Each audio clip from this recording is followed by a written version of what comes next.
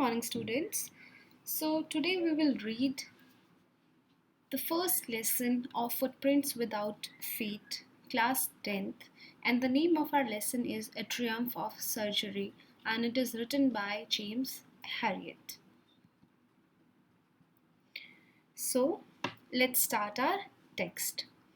So, Tricky, a small dog, is pampered and overfed by his rich mistress. So, this chapter is about a small dog named Tricky, and he is pampered and overfed by his rich mistress, that is, Mrs. Pumphrey.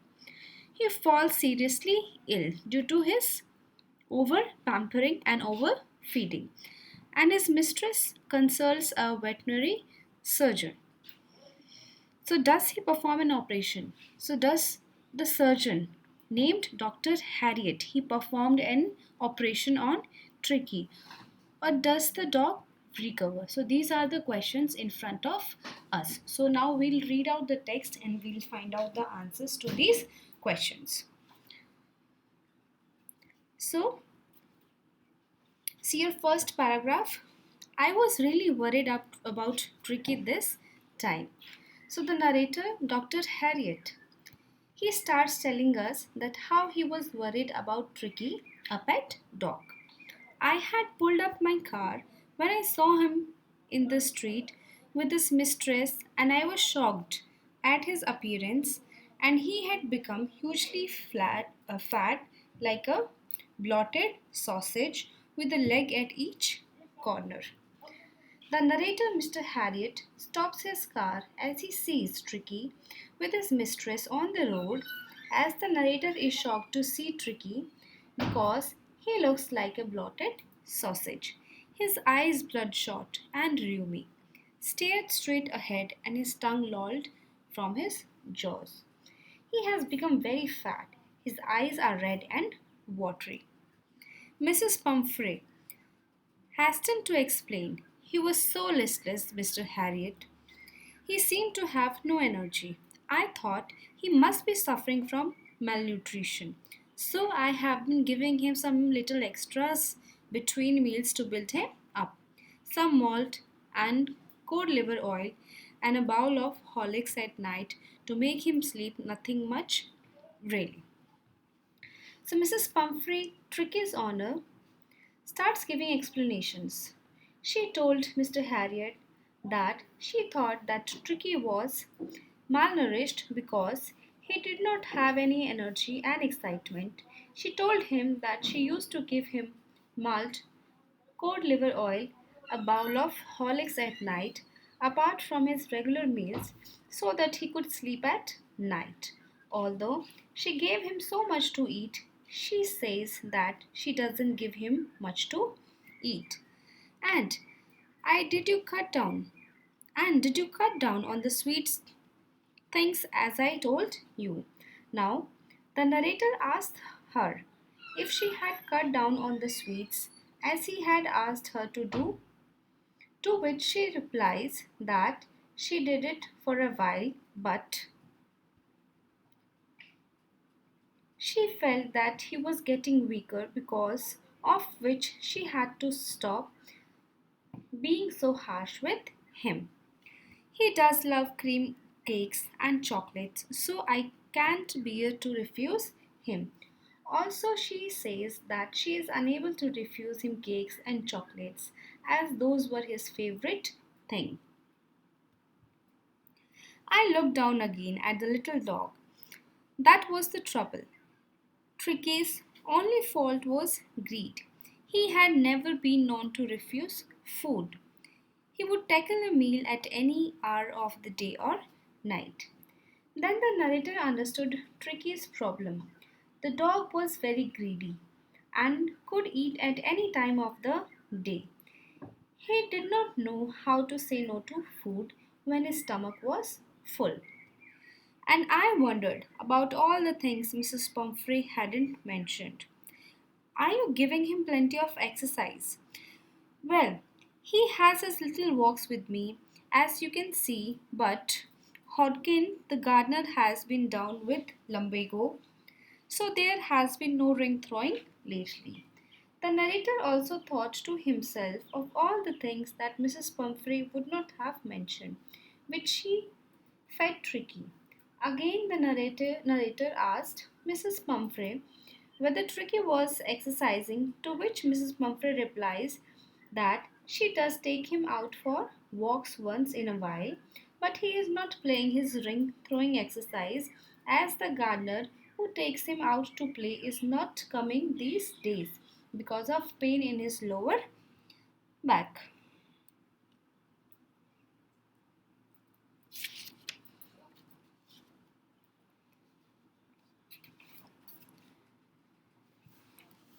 I tried to sound severe. Now, I really mean this. If you don't cut his food right down and give him more exercise, he is going to be really ill. The narrator tried to talk seriously to Mrs. Pumphrey that if she did not control Tricky's eating habits and increased his exercise, he would soon fall ill. You must harden your heart and keep him on a very strict diet. Mrs. Pumphrey wrung her hands. Oh, I will, Mr. Herriot. I am sure you're right, but it is so difficult, so very difficult. He told her that she should stay strong and strict with him and put him on a strict diet. Mrs. Pumphrey accepted that, although she knew that Mr. Herriot was right, but it was too difficult for her to refuse him for anything. She set off, head down along the road, as if determined to put the new regime into practice immediately. But then she left the place as if she was now ready to follow the new routine properly. I watched their progress with growing concern. Tricky was tottering along in his little tweed coat. He had a whole wardrobe of these coats for the cold weather and a raincoat for the wet days. He struggled on, drooping in his harness. Mr. Harriot was watching them go and looking at Tricky walking unsteadily. The narrator was also looking at the tweed coat that Tricky was wearing. He had a wardrobe full of these coats and also raincoat for rainy days. This line also suggested that Mrs. Pumphrey Watch was a rich lady as she had a lot of money to spend on her dog. I thought it wouldn't be long before I heard from Mrs. Pumphrey, but the narrator knew that soon he would be receiving a call about Tricky falling ill, and it came. So the expected call came within a few days. Mrs. Pumphrey was distraught. Tricky would eat nothing, refused even his favorite dishes, and besides, he had bouts of vomiting. So the call finally came to the doctor as expected, and it came after a few days only. Mrs. Pumphrey was so upset as Tricky was not eating anything, not even his favorite dishes, and was vomiting frequently. He spent all his time lying on a rug, panting, didn't want to go for walks, didn't want to do anything. I had made my plans in advance. The only way was to get Tricky out of the house for a period. He didn't even want to do anything. Being a veterinary doctor, the narrator knew It's that the 19 only hours. way to get Tricky well was to get him out of the house for a few days. I suggested that he be hospitalized for about a fortnight to be kept under observation. He then suggested to Mrs. Pumphrey that it would be good to get Tricky hospitalized and keep him under observation for 15 days. The poor lady almost swooned.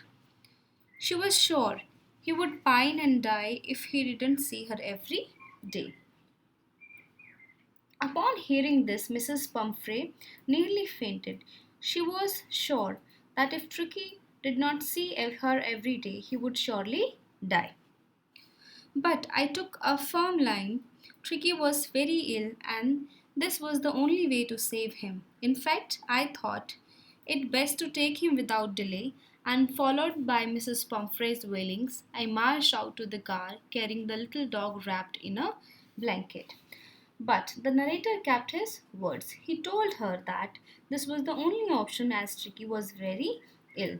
The narrator thought it would be best to avoid any delays and get him to the hospital as soon as possible. He went to their house, and even though Mrs. Pumphrey was crying because she did not want her dog to go away from her, she took the dog, wrapped it in a blanket, and put him in a car.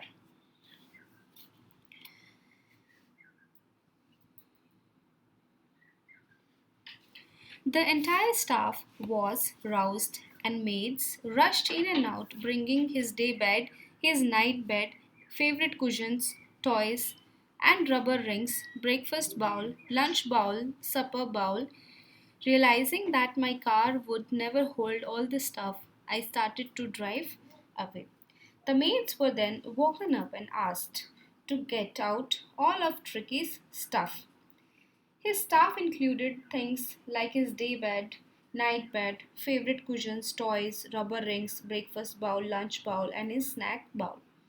Mr. Harriot knew that so much stuff won't fit in his car, so he started rushing things.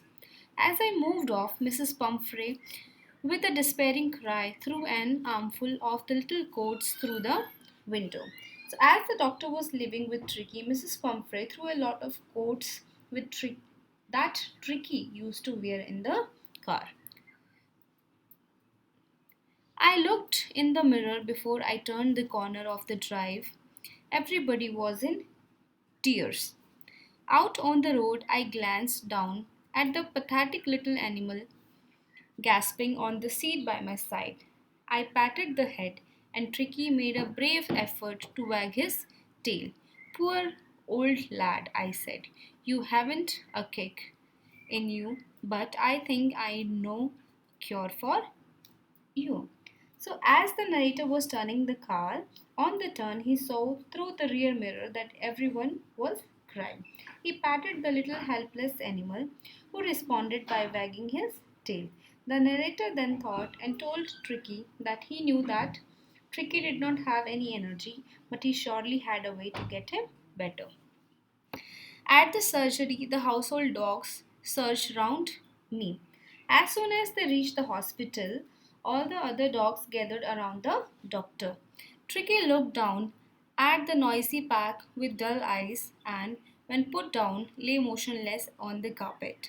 The other dogs, after sniffing round him for a few seconds, decided he was an uninteresting object and ignored him. So Tricky looked at all of them, and when the doctor put him down on the carpet, he couldn't even move. The other dogs then sniffed him and thought to themselves that he was very uninteresting object and that there was no use standing there and left. I made up a bed for him in a warm loose box next to the one where the other dogs slept. Then the narrator made the bed for Tricky in a warm box along with the other dogs. For 2 days I kept an eye on him, giving him no food but plenty of water. For 2 days the narrator kept him just on water and nothing else.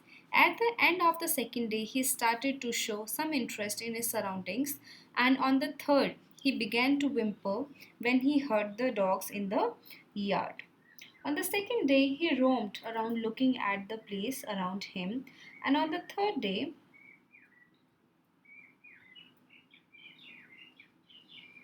so for 2 days, the narrator kept him just on water and nothing else. And on the second day, he roamed around looking at around the place around him. So, when I opened the door, Tricky trotted out and was immediately engulfed by Joe, the greyhound, and his friends. So, on the third day, he was also making noise to let the people in the hospital know that he too wanted to get out with the other dogs. So, when the narrator opened the door, Tricky quickly came out and was surrounded by Joe, who was a greyhound, and his friends. After rolling him over and thoroughly inspecting him, the dogs moved off down the garden. Tricky followed them, rolling slightly with his surplus fat. So again, after sniffing him for a moment, all of them left for the garden where Tricky followed them. Later that day, I was present at feeding time. I watched while Tristan slopped the food into the bowls. Later in the evening, the narrator was present at the dinner time and was watching all of them, especially Tristan, as he was slopping the food. There was the usual headlong rush, followed by the sounds of high speed eating. Every dog knew that if he fell behind the others, he was liable to have some competition for the last part of the meal. So, all of them were eating with great speed because they knew that if they didn't finish quickly, then the other dog, after finishing his meal, would come to eat their meal. When they had finished, Tricky took a walk round the shining bowls, licking casually inside one or two of them. So when everybody finished their food, Tricky went round looking at the shining bowls and also licked a few bowls. Next day, an extra bowl was put out for him, and I was pleased to see him jostling his ways towards it. The very next day, an extra bowl was put for him, and the narrator was happy to see him running towards the bowl. From then on, his progress was rapid. He had no medicinal treatment of any kind, but all day he ran about with the dogs, joining in their friendly scrimmages. He discovered the joys of being bowled over, tramped on, and squashed every few minutes. So then he started getting better really quick. He didn't require any medicines and started playing with the other dogs the whole day. They all used to play with each other, bump into each other, walk over each other, and squash each other.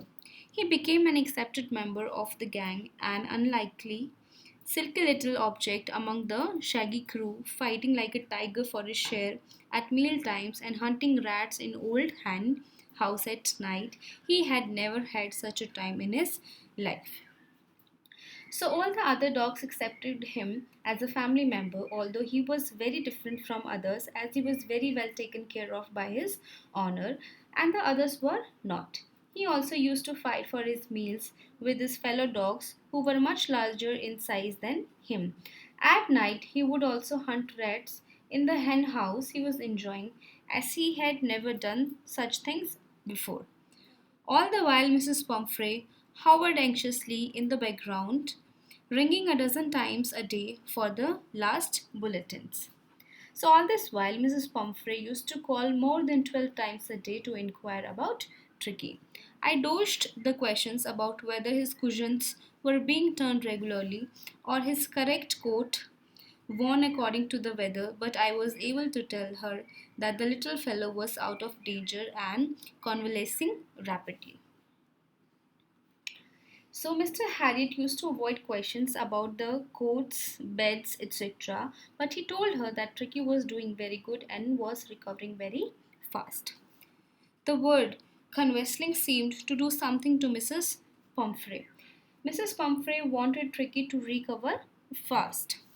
She started to bring round fresh eggs, 2 dozen at a time, to build up Tricky's strength. For a happy period, my partners and I had 2 eggs each for breakfast, but when the bottles of wine began to arrive, the real possibilities of the situation began to dawn on the household.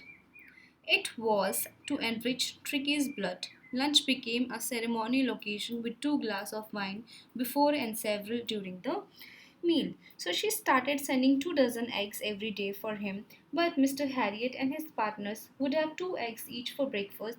Then, to improve the quality of blood, Mrs. Pumphrey started sending in bottles of wine. Then he became Mr. Harriot's habit to have 2 glasses of wine before lunch and a few along with it.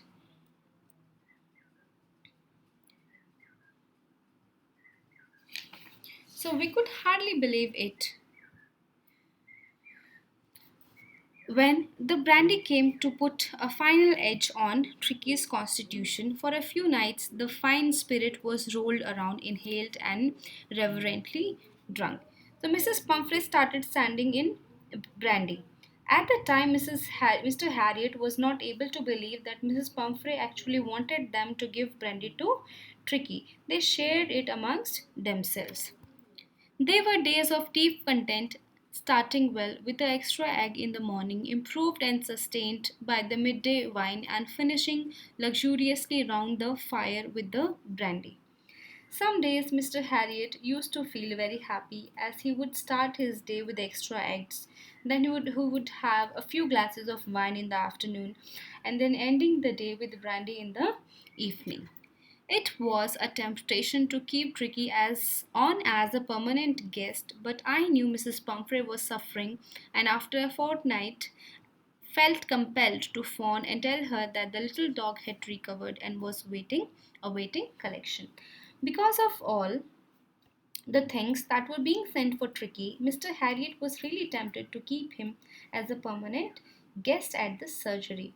He really wanted that Tricky should stay with them forever, but then he realized that Mrs. Pumphrey was like a mother to Tricky, who was really suffering and really wanted Tricky to come back soon. So after 15 days, Tricky was ready to go back home, and Mr. Harriet called up Mrs. Pumphrey to come pick him up.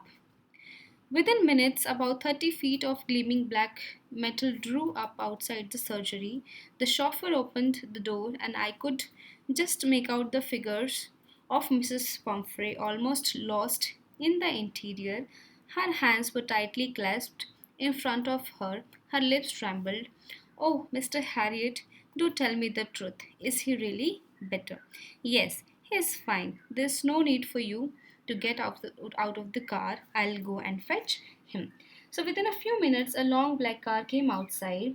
When the chauffeur opened the door, Mrs. Pumphrey was sitting inside, really nervous as well as excited. She was asking with a nervousness in her voice that was Tricky really better, to which the doctor replied positively, yes, he is better now. Then Mr. Harriet went inside to get Tricky. I walked through the house into the garden. A mass of dogs was hurtling round and round the lawn, and in their midst, ears flapping, tail waving, was the little golden figure of Tricky. When Mr. Harriet went to the garden behind the house, he saw all the dogs moving around in the garden, and Tricky was sitting between them. In 2 weeks, he had been transformed into a Lee hard muscled animal. He was keeping up well with the pack, stretching out in great bounds, his chest almost brushing the ground. So he had recovered wonderfully in 2 weeks. He was looking much healthier, playing with the other dogs, and his chest was touching the ground. He had become a good muscular dog within 2 weeks. When I carried him back along the passage to the front house. The chauffeur was still holding the car door open, and when Tricky saw his mistress, he took off from my arms in a tremendous leap and sailed into Mrs. Pumphrey's lap. She gave a startled "oh" and then had to defend herself as he swarmed over her, licking her face and barking. When Mr. Harriet took Tricky to the front of the house, he saw that the chauffeur was still holding the door of the car, and as soon as Tricky saw his mother like mistress, he was overjoyed. He ran away and jumped into the lap of Mrs. Pumphrey and started licking her face, barking in excitement. During the excitement, I helped the chauffeur to bring out the beds, toys, cushions, coats, and bowls, none of which had been used. As the car moved away, Mrs. Pumphrey leaned out of the window. Tears shone in her eyes, her lips trembled. Oh, Mr. Harriet, she cried, how can I ever thank you? This is a triumph of surgery. So while all this was happening, the chauffeur and Mr. Harriet got all the stuff out to the car which had not been used during the treatment in last 14 days. When Mrs. Pumphrey was leaving, she leaned out of the window and said to Mr. Harriet with tears of joy in her eyes that she could not thank him enough for what he had done. This is really a triumph of surgery, meant that the treatment that was given to Tricky had been successful. So I hope the chapter is clear to you all.